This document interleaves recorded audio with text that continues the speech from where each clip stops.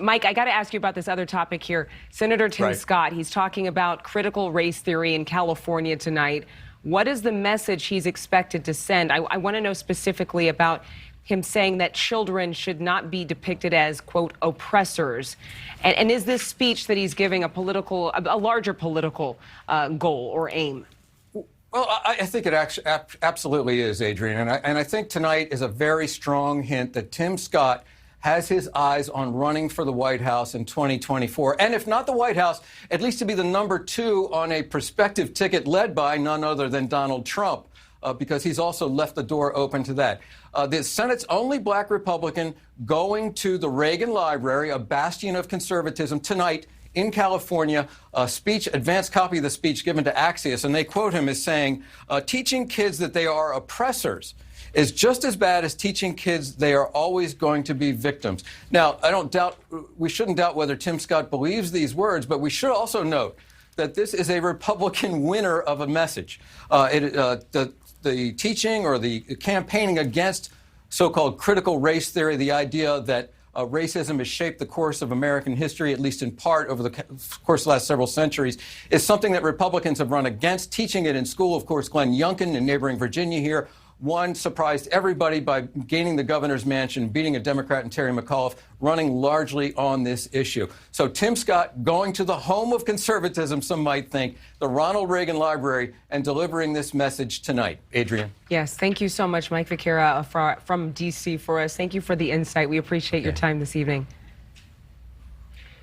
We have more from the Hill right now because the writing might be on the wall for Democrats in the midterms. One issue among a large demographic could save them in November, and that's Roe versus Wade. Democrats fearing a Supreme Court ruling this summer to overturn Roe v. Wade would seriously put women's health at risk. Democrats believe it could push voters back in their direction in light of dismal approval ratings. But will it be enough, despite President Biden's very, very low approval among especially young people? Hannah Trudeau from our partners at The Hill joining us right now. Hannah, I know you wrote this article as to whether Roe v. Wade could save Democrats in the midterms. How? Yeah, that's right, Adrian. Democrats are in a really, really tricky spot right now. Like you mentioned, they're suffering from President Biden failing to be able to, so far, crack above around a 40% approval rating nationally. And so they're searching for some issue that might resonate and might be able to galvanize voters in a way that inflation hasn't been able to, or gas prices haven't been able to. And so they're looking to the impending court decision, which is expected sometime over the summer. We're expecting it to come sometime in late June, that Roe versus Wade could actually be overturned and left up to individual states to make those decisions as something that could really motivate not just their own base of Democratic voters, but independent voters, infrequent folks who might not have showed up to the polls in previous midterms, and some voters who have pretty much never voted in any election before. And so what they're seeing is, the topic of reproductive freedom is not something that any Democrat is obviously celebrating might get overturned, but what they do see is that they see an opportunity to basically go out, campaign on this issue. And because that ruling is expected, like I said, over the summer, that's just a few months away from the early November midterms, where they view that as a way to bring out people that may have either sat home, voted for Republicans, or quite frankly, not contributed to the election process. And they see that as one way that they could potentially save the House and Senate in a midterm cycle that looks very doomed for the party in power. It seems as though it's the one shot that they might have to galvanize voters, because right now there's not a lot of acceptance or approval for the party.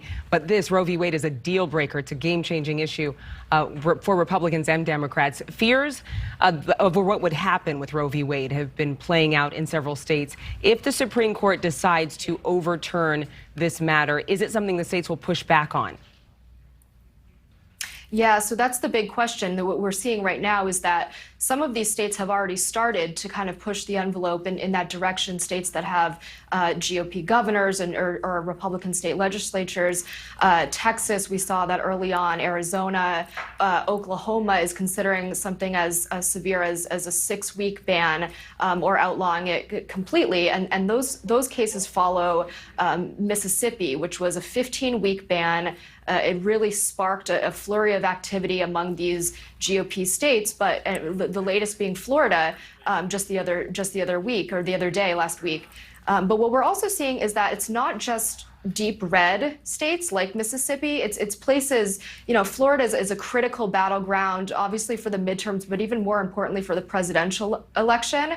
And somewhere like New Hampshire, I spoke to Maggie Hassan, senator and former governor of the state, Democrat, who is facing a very tough reelection campaign. And her campaign told me that they really expect to make abortion one of their signature issues, facing an unknown GOP candidate at this point. There hasn't been a declared runner to go up against Hassan yet. As of now, the state's governor has declined a bid himself to challenge her, and he has significantly started curbing access to abortion in the Granite State. So individual states are already kind of gaming out scenarios and working their midterm strategy accordingly. And like you mentioned, I mean, after the midterms, if this were to take effect, it's anybody's guess at this point how states will push back. I think some folks that I spoke to suggested that battleground states where they have equal kind of Democrat and Republican representation and voters might challenge it more significantly than deep red states. But it's summer and then a fall decision, so we've got a ways to go. Thank you for watching. Click the red subscribe button below so you can get more of NewsNation's fact-driven, unbiased coverage.